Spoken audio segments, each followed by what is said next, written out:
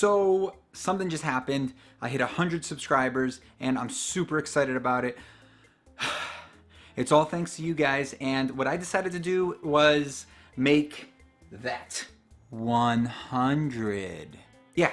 So YouTube decided to not send me anything, so because they don't really send anything to anybody for 100 subscribers. So I said to myself, let's do something about this.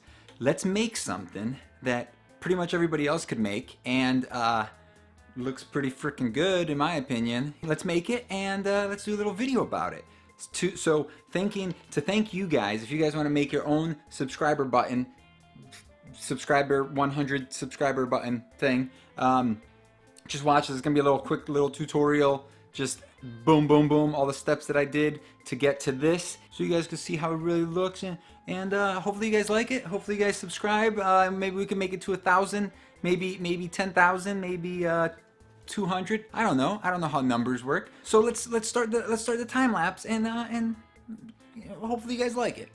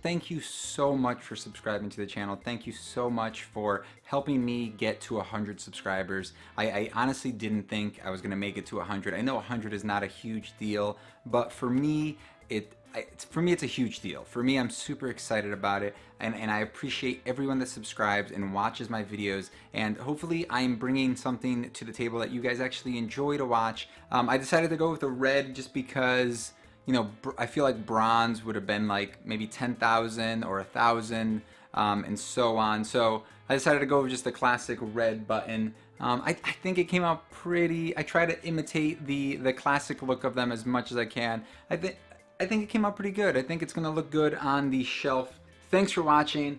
I hope you guys enjoyed this. I hope you guys make your own, and if you guys have any other ideas for any DIY stuff that you want me to try to make, leave them in the comment section below. Make sure to subscribe, like this video if you like it, and see you next time. I'm Kai Vox. Bye bye bye.